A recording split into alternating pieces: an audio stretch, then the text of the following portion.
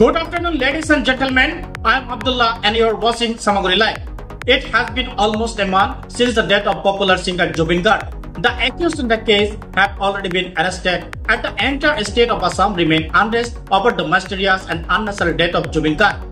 In Buxar district, angry supporters of Jubin Garg set fire to the police vehicles. Police opened fire to control the situation. 2 persons critically injured in the incident.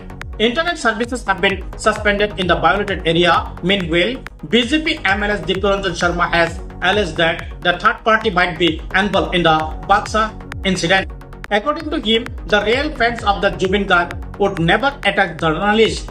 He further claimed that the numbers of the fake supporters of Jubin Garg increasing day by day in the state of Assam. Now, let's listen his opinion or speech regarding this incident. যেনেদৰে অসমৰ 3 কোটি লোক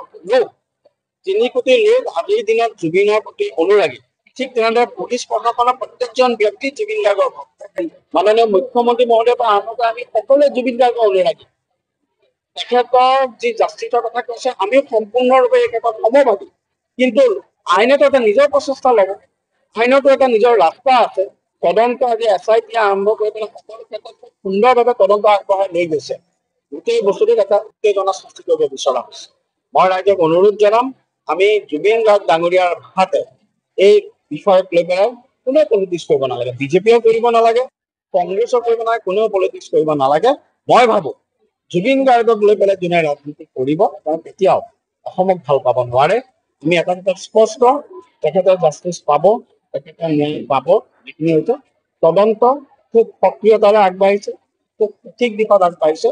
অসমৰ ৰাইজক অনুৰোধ জনাম, মাননীয় মুখ্যমন্ত্ৰী মহোদয়ৰ পৰা প্ৰত্যেকটো বিষয়ত স্পষ্ট সিদ্ধান্ত গ্ৰহণ কৰিছে।